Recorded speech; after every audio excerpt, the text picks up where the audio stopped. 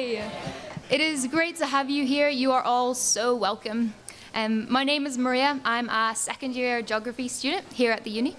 Today's event is part of a week-long series of events run by the Christian Union, and it's called Human. Our speaker for today is called Mike Hood, and he'll be discussing the topic of rational and answering the question, why doesn't God give us some evidence? There will be a time of questions at the end. There will be a number on the screen that you can text in any questions that you have, and Mike will try to answer them at the end. So I'll invite Mike up now. Thanks very much, Maria. And thank you so much, everyone, for kind of having me this week. I'm really, really grateful to be here, and I'm really excited to be with you thinking about these questions of human. Sorry, doesn't matter. What makes us human, and how God relates to any of those questions. And specifically, I'm really excited to be starting with this question of rational, because I think being rational is such a hugely important part of what makes us human, of what it is to be human. We are thinking beings. And that means that we ask questions and we look for evidence and for reasons to believe things. And that's what these lunchtimes are all about, is asking the big questions that face us in life today. And even as I say that, I'm sure there are some people here who are thinking straight away, well, Christianity isn't like that though, is it? You know, and maybe there are some people here who you've been around Christians before, or maybe you were asking difficult questions, you were looking for some kind of evidence, and the Christians just sort of said to you, well, you don't need to worry about that, you just need to have faith. You know, take a leap of faith, just believe. And if that's you, can I just say I'm really sorry? On behalf of my brothers and sisters, I'm sorry. I'm sure that they meant the best for you, but I really think that they were wrong. Because what do you think of when you think about a leap of faith? I know that a picture is worth 1,000 words, but I think a cat video has got to be worth more than that. So I found a cat video the other day, which I think expresses what I think of when you hear the phrase leap of faith. Here it is. It's a thing of beauty.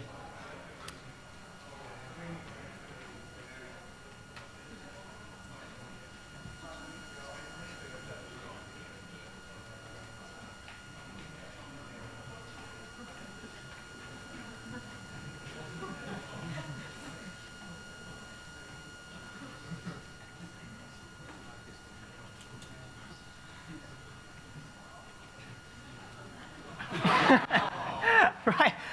It's kind of funny. It's also kind of tragic. But that's what I think when I hear leap of faith, right? Because it's supposed to be this sort of heroic, bold leap into the unknown. But actually, it's a lot like just sort of falling into the dark and getting stuck in what seems to be a bin, right? And it's because what you're doing is sort of closing your eyes completely to the evidence. You're shutting down your reason, and you're just sort of taking this leap and hoping, with no good reason, hoping that there's something out there that will catch you. And can I say, real Christianity is not like that.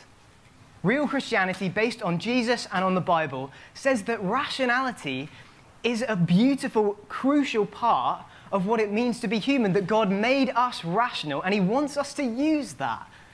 And to be honest, if you don't really like the word faith, then I actually wouldn't worry about that too much. I wouldn't worry about that too much, because the word that the Bible uses doesn't really mean what we now think of in terms of kind of leap of faith, blind faith, all of that stuff. It's closer to what we think of when we say the word trust.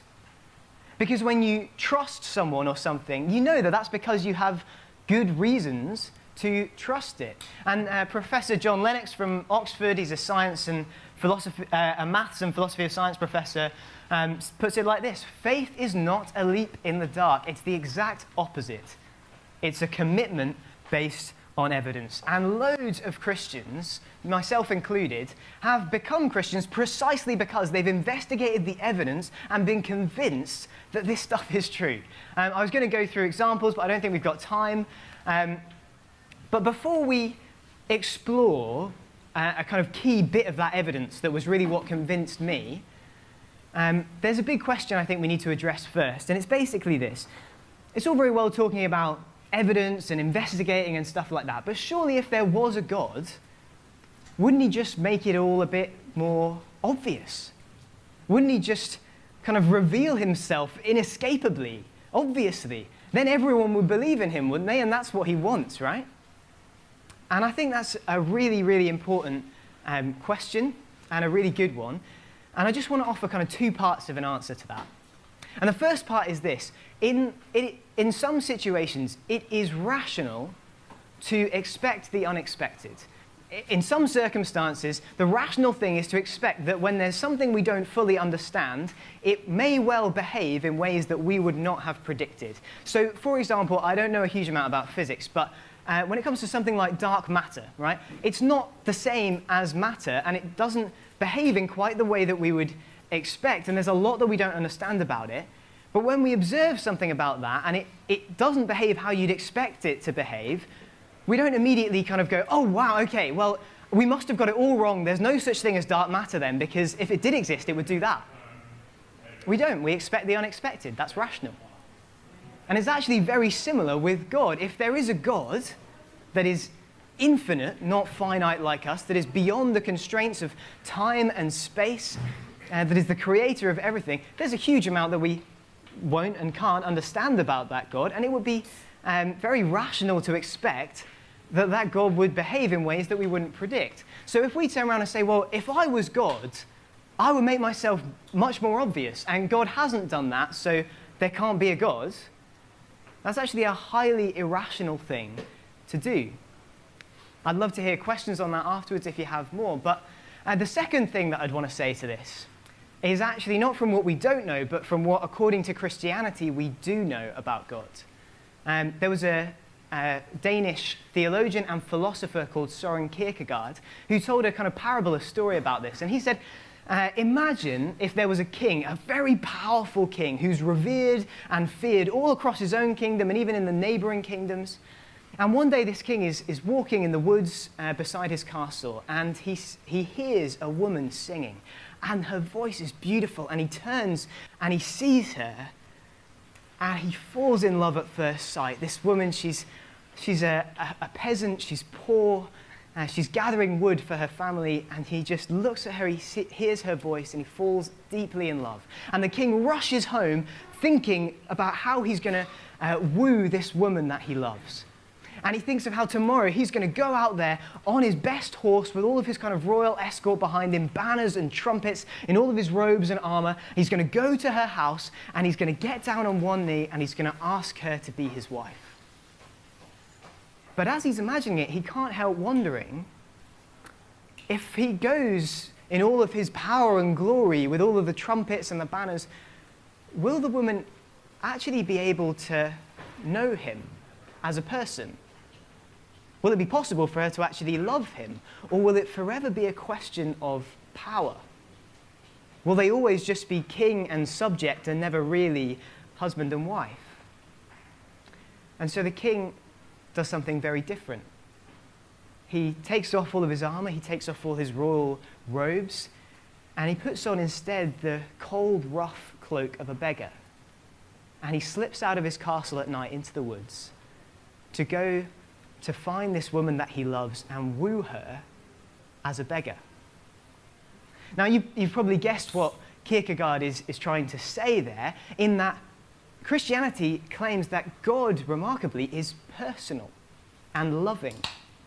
And so what he wants for human beings is not for us to be some kind of bunch of slaves who are cowering in fear and making offerings to the Almighty, nor does he want us just to be rational kind of creatures who rationally consent to the fact that there is a God out there. He says he made us to be loved by him and to love him back and to know him personally. And so the question is, if you're God, how do you make a relationship like that possible? You know, if he did just reveal himself in all of his glory, completely irresistible, undeniable, inescapable, would that make a relationship like that possible? Or if we're looking not just for terrified obedience or rational assent, but for loving trust, is it not as easy as him just blazing out in all his glory? Is that a bit like asking someone to stare straight into the sun and appreciate how beautiful it is?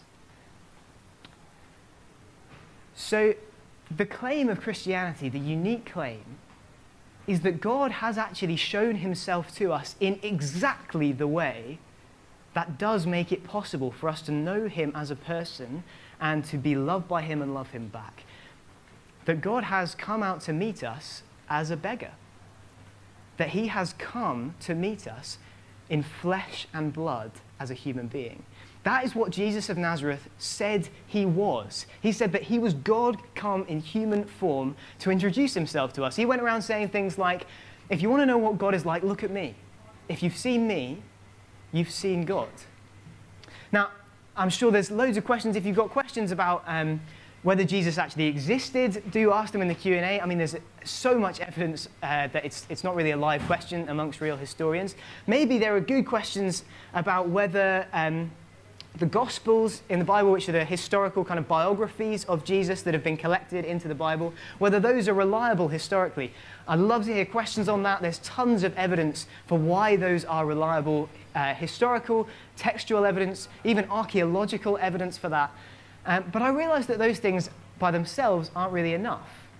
Because if somebody comes claiming that they are God in human form, we're going to need something pretty serious to believe that they're not just a fraud, that they're not just deluded. Because, we don't want to be tricked and deceived. Many people have been deceived into believing all kinds of crazy things through history. And actually, even in the New Testament, one of the writers says that if all of this stuff about Jesus isn't actually true, then it's not just a nice way of life. He says Christians are of all people most to be pitied. But he then points to the sort of area of evidence that, the area of evidence that I was also most convinced by, which is this. There is a huge amount of evidence that Jesus actually came back from the dead. A huge amount of evidence.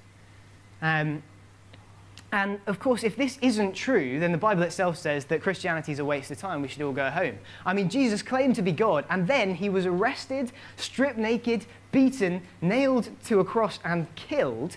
Right? And at that point, everyone thought that he must have been wrong. His family, his friends, his followers, everyone thought he must have somehow been deluded, because what kind of a God gets killed? He'd clearly lost.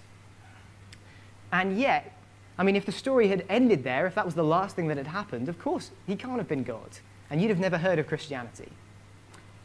But the evidence is that on the Sunday, he came back from the dead.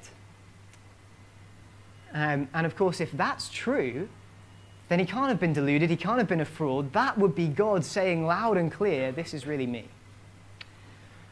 So what is the evidence? Well, you might expect me at this point to say, well, let's have a look at the Bible.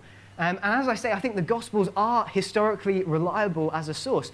But I don't even need to do that to show you the evidence that Jesus came back from the dead. All I'm going to do is give you 4 facts that are agreed on by almost all historians. Christian, non-Christian, Jewish, secular, atheist, agnostic, all kinds of historians. 4 basic facts. And the question is, how do we explain these facts? So fact number 1, Jesus was crucified, died, and was buried. There's a huge amount of evidence for that, inside and outside of the Bible, even medical evidence for that. Question 2, fact 2, 3 days later, the tomb was empty.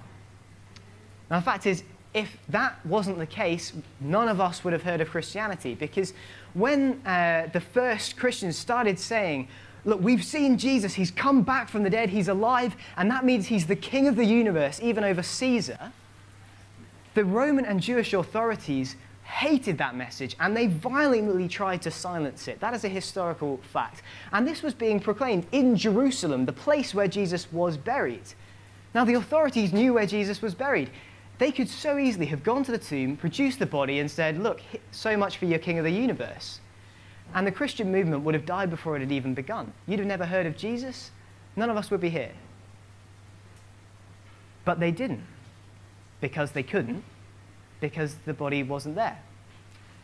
Fact number 3, the witnesses were convinced that they had met Jesus after he'd come back from the dead. So as I say, the Roman and Jewish authorities cracked down on these witnesses claiming that Jesus was alive very violently. They beat them and told them that they were not to tell anyone else. But they kept saying that it was true. They kept telling everyone they could find. In the end, we know for a fact that most of the original Christian leaders who were witnesses to the resurrection were either imprisoned for life or killed for insisting that Jesus had come back from the dead. Now, people die for things that aren't true quite often. But people never die for something they know isn't true. So we can be sure that these people were convinced, absolutely convinced, that they had seen Jesus back from the dead. And in fact, these weren't just people who had already believed in Jesus before he'd been killed. We know that one of these people was James, who was Jesus' own half-brother, who was skeptical about Jesus' crazy claims before the resurrection. We also know one of them was Paul, who was actively persecuting and punishing Christians. Then he saw Jesus back from the dead. It changed his mind. And we even have documentary written evidence of him saying that he had seen Jesus back from the dead in a letter dated to 52 AD by all reasonable historians, which is just 20 years after the event itself. Okay, so fact 4, the Christian movement exploded immediately. We know from the Roman historian Tacitus that within just 30 years, Christians were a really significant group of people from nothing, all the way from Jerusalem to the center of the empire in Rome itself, just 30 years after the resurrection. So what is the explanation for those facts? You know, as rational, intellectually respectable people, we need an explanation that we think is persuasive. And there have actually only been a very few explanations ever offered. So we're just going to go through 5 of them, really the only explanations. One is that Jesus didn't die. So the idea is called the swoon theory, that Jesus maybe sort of just fainted on the cross and then he revived in the tomb, and so, they thought he's come back from the dead. There are a number of problems with this. Firstly, we have no record of anyone ever surviving a crucifixion. The Romans knew how to kill people. It was basically their special skill. He was definitely dead. The second thing is we actually have medical evidence. John, who's an eyewitness, records in his account that when they stuck a spear into Jesus' side to check he was dead, blood and water flowed out. And he didn't know then, but we know now, thanks to modern science, that that is actually a certain sign of death, because at death the blood separates into the clot and the serum, the clot which looks like blood and the serum which looks like water. On top of that, even if you ignore those things, to believe this, you've got to imagine that Jesus has been beaten within an inch of his life, nailed to a cross and left to hang there for hours, huge loss of blood, suffocation. Eventually he faints. He's wrapped up in grave clothes and put in a tomb for 48 hours with no food or water. He then somehow wakes up, unwraps himself from all of the grave clothes. I quite like imagining this. Then he pushes away this huge boulder that's in front of the tomb entrance. Then he goes Rambo on these Roman soldiers who are guarding the tomb, kind of like judo flips them, runs away, and then he appears to his disciples, this kind of, like, he hasn't eaten for 48 hours, he's lost huge amounts of blood, wounds all over his body. He's basically a semi-corpse, and he appears to his disciples and says, "Guys, I've defeated death!" And they believe him. It's very, very clear that Jesus really died. 2, another explanation is that they got the wrong tomb. This isn't much of an explanation because you don't forget where you buried someone, and even if somehow the disciples had, the Roman and Jewish authorities wouldn't have done. So that one's actually just completely unconvincing, and it also doesn't at all explain the appearances. 3rd explanation, someone moved the body, but the question with that is who? Some people have suggested grave robbers, which again I really like imagining, because actually one of the accounts tells us that when they found the tomb empty, the one thing they did find was the grave clothes folded up where Jesus' body had been. And that's the only valuable thing in a grave, is actually the fabric that they used for the grave clothes. So I love imagining this group of grave robbers turning up to this area of tombs and going, "Right, boys, which one are we going to do tonight?" and somebody says, should we do the one that's got the big Roman soldiers guarding in front of it? And they go, yeah, that one, that sounds good. And then they defeat the soldiers, they go inside, and they go, right, guys, what are we going to do? And someone goes, I've got an idea. How about we unwrap the rotting corpse, we leave behind the valuable fabrics, and we take the corpse? And everyone goes, oh, great, I love it, let's do that. It wasn't grave robbers. Could it have been the disciples? Again, I mean, how on earth would they have done that? These guys were fishermen, they weren't the crew from Ocean's 11. But also, even if they had done it, why would they then have died saying that they had seen Jesus come back from the dead when they'd have all known that it was them that had stolen the body? They'd seen him dead, he hadn't come back from the dead. Explanation 4, the appearances were hallucinations. This fails, of course, to explain the empty tomb, but also it's massively dipped in popularity in recent years as we've learned more about how hallucinations work. Because hallucinations usually happen to individuals over a very long period of time in the very margins of our perception, and they have a kind of, they destroy your confidence, your sense of reality. You don't really, it kind of is very detrimental to your mental health.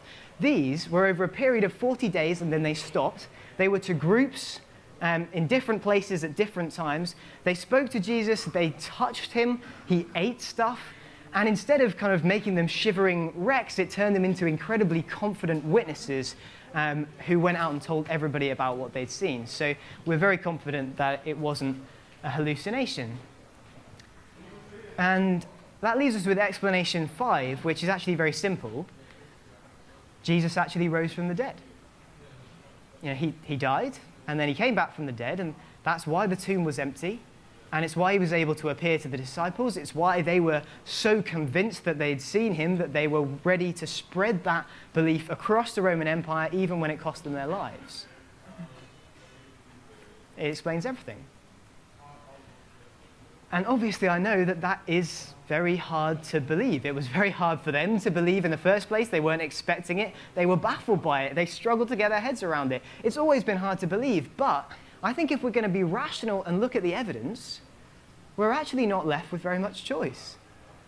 A friend of mine was at Bristol Uni, and a few years back, they did an event called the Great Resurrection Debate. And what they did was they put a 2-page ad in the uni newspaper that offered a £500 prize to the person who could submit the best alternative explanation for the facts around Jesus' alleged resurrection.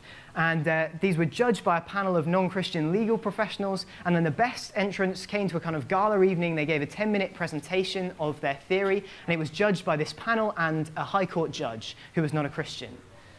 And the winning theory was a version of swoon theory that we looked at. But the really interesting thing that happened was, firstly, the winner, in his acceptance speech, said that he himself didn't believe his own theory, and later on that term, he became a Christian. And then the High Court judge, in his closing remarks, said that every single one of the alternative explanations would have been thrown out of a court of law. And so, I think that to accept any of the alternative explanations for the evidence, or just to kind of shrug our shoulders and say, well, I don't think we really need to explain it, actually means kind of closing our eyes quite dramatically to the evidence, shutting off our rationality. I think usually it involves a kind of faith statement, letting a faith statement like, I just don't think there's a God, or miracles just can't happen, or I just don't think you can know about something like that. Letting a faith statement like that override the evidence and our rationality. It actually takes a huge, huge leap of faith. And so to kind of conclude as we come to questions, and I'm looking forward to hearing your questions, I'm really convinced that God is real and he's not hiding from us at all. In fact, he's revealed himself to us in exactly the way that makes it possible for us to know him and love him. And actually, I wonder if sometimes the reason that the only reason that we would sort of make that leap of faith to believing some other explanation of the evidence or refusing to explain it at all is if on some level we kind of want to hide from him. Because I know that sometimes we don't really want there to be a God. You know, maybe we think if there was a God that would kind of take away my freedom, or it would make life my life suddenly kind of boring, or we just think, I think that Christianity is repressive and backwards and old-fashioned, whatever it is. But let me just say this before we finish. If Jesus really is God in human form, if that is what God is like, can I say we don't need to hide from him? If you look at his life, he's amazing. If that's what God is like, he's fascinating and beautiful. He's kind of surprising and powerful and funny and challenging. And he loves us fiercely and tenderly. If that's what God is like, he wants us to be more fully alive, not less. He wants us to be more fully human, not less. So why not take a look? On the way out, there's a bookstall at the back, and one of the books is free. It's the shortest biography of Jesus that we have from the time, Mark's Gospel, and you can read it in about an hour and a half. Why not just have a look at it and see what you make of Jesus, see what he's like? Why not chat with a Christian about it, maybe someone who invited you, or anyone else around who's in like one of these human jumpers, or me, I'd love to do this. Have a look at it and ask you questions about it, see what you make of it, discuss it together. And what's more, come back for the rest of this week. There's loads of other events going on. Come back tonight. You can see what difference Jesus makes to people's life. What kind of a God is he? And explore for yourself. Because what have you got to lose? But for now, I'd love to hear your questions. And please text them in. There'll be a number on the screen. So do just get straight on it. Text in any questions, objections. And we'll just give you a couple of minutes now to turn to the person next to you, talk about what questions you have and text them in. If you don't have any questions immediately, why not just talk about those 5 explanations? Which one do you think is the most likely? Or if you don't think it's any of them, then why do you think we don't need an explanation for those facts? So why not turn, chat, text in some questions. I'm really looking forward to hearing them. And we'll be back up in a minute.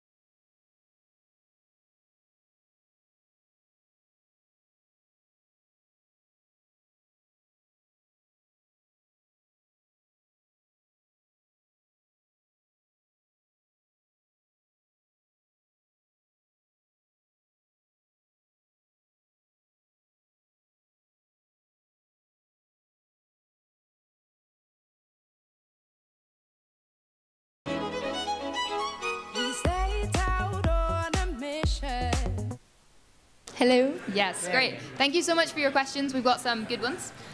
So, couldn't the disciples have moved the body because they believed so much in Christianity, whether or not they had a leader? Enough people could have overthrown the guards if they had have really believed it and would be willing to die. Great question. Thank you so much, whoever texted that in.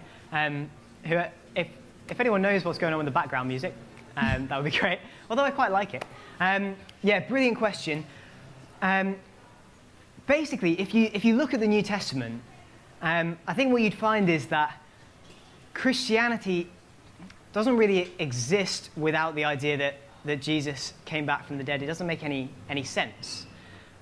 So when Jesus was crucified, the conclusion that the disciples came to was, oh, flip, he's lost. They didn't think, aha, this is all part of the plan. What we're going to do is his teachings were just so profound and brilliant that we're going to pretend that he's still alive or say that he's still alive in some spiritual sense, and that will make the world a better place. That is just 1,000 miles away from the thought world of first century Palestine, Israel, what they were concerned about, what they believed about the Messiah, the Savior, what he was going to do. When Jesus was crucified, that was absolutely the end of what they thought he was. They thought he was going to rescue them from Rome and kind of transform their political situation, overcome the oppressors. And basically, if they knew that their message is just, what the message they actually preached is completely kind of meaningless if Jesus didn't come back from the dead. And the message they would have preached without a resurrected Jesus would be completely different to the one we have in the Bible. So, yeah, basically, if you actually look at the New Testament, and I invite you to do that, see what they said, they were not proclaiming some great teachings by a wise, moral teacher. They were proclaiming, this guy is the king of the universe because he's come back from the dead, and that is why I'm okay to die for this, because he's come back from the dead and he's promised me that I can too, that he can resurrect me as well. That's why they're not afraid. If he was just a guy who gave them some good advice, and then they start saying he's back from the dead, someone says, I'm going to kill you if you keep saying that, I'm pretty sure at that point they go, okay, fair enough, I'll keep quiet. People can work out their morals for themselves. Do grab me afterwards. For any of these questions, if I haven't answered it very well, or if we don't get to your question, love to chat to you afterwards. Thanks. Did zealots steal Jesus' body to try and start an insurrection against the Romans? Fantastic. So zealots were a political group, in essence, kind of a guerrilla freedom fighter movement in Israel. And this is a good question. Could they have been a group that would have had an incentive to steal the body? But again, I think if you look at the sort of the research on, and even just reading the Bible, but also the kind of historical research on first century Judaism and attitudes and thinking and hopes, you'll see that the resurrection of one man in the middle of history was not in any way what they would have been looking to for that. And it's not like they managed to stage something where this guy defeated death and then told everyone to go and attack the Romans. In fact, the great shock of Jesus' message for people in first century Israel was he was saying to them, it's not fundamentally about liberating this nation of Israel from political oppression. What I'm fundamentally about is liberating the whole human race from the crushing weight of selfishness and evil and death. And that's why I'm going to die and take all of that onto myself and then come back from the dead and kind of break us out of that prison of selfishness and hatred and death. So his message was really very dramatically against what the zealots were preaching, what they were teaching, and his resurrection did them absolutely no favors at all. You see in history that about 40 years later, they found somebody else who they thought maybe this one's the Messiah in the way they've been expecting of a military coup. He led an uprising against Rome, and he was utterly, brutally crushed, and that was the end of the Jewish temple and the start of the kind of diaspora, which has been how the Jewish religion has worked ever since. So thanks for that question. Last one, just really quickly. When was the last time Jesus appeared to someone after he rose from the dead, and why does he no longer make appearances?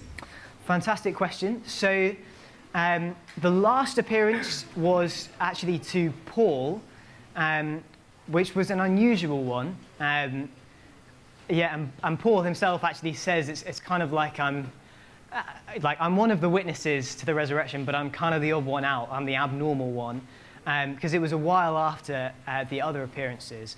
The time when Jesus was kind of present, regularly interacting with both groups and individuals. So you see, even in the first kind of day, he has a conversation with Mary Magdalene one-on-one, where she realizes it's him. She goes back to tell the others. He has a conversation with a couple of sort of more fringy disciples who are leaving Jerusalem because they think there's no hope, he's dead, it's all over. And he walks along and starts talking to them, and then they realize it's him. And then he appears to a large group of the disciples in a kind of locked room where they're hiding out, hoping that the Romans aren't coming for them next. So there are multiple different appearances, and they happen over a period of kind of 6 weeks. And then Jesus basically says to them, look, I'm going to go, but stay here in Jerusalem. I'm going to give you my Spirit, and he's going to be with you, and he's going to give you the power to go out and share this message, not just here, but across the whole world. And so there's this kind of concrete moment where Jesus says, right, I've told you everything you needed to know. You know that I'm alive, and I'm kind of going to go and sit at my Father's right hand as the King of the universe in God's dimension, which is described in the Bible as heaven. We have all kinds of unhelpful ideas about what that is, but God's dimension. And so he is now there, and he's sent the Spirit so that he can, in a sense, live inside anyone who trusts him and receives him. And so he doesn't appear now in the same way he did then. What he does is interact with human beings by the Spirit, and through the testimony about him that we have from those witnesses, which he said to them that they were to write it down. He told them that the Spirit would enable them to remember faithfully what he'd said, what he'd done, and we have that testimony today. And so we can look at it and investigate it for ourselves. And like everything else that we believe in life, almost everything we know, we believe on the basis of someone's testimony. So everything you know about your subject, apart from a few chemists, a very small corner of what you know, everything you know about your subject you believe because someone else has discovered it and told you. That is how academic learning works. And Christianity is no different. The people who were there, who had the chance to see it, have written it down so that we can know about it. And we can be confident that it's the case. So, yeah. Great, thank you. So just a few more last things from me. You might be asking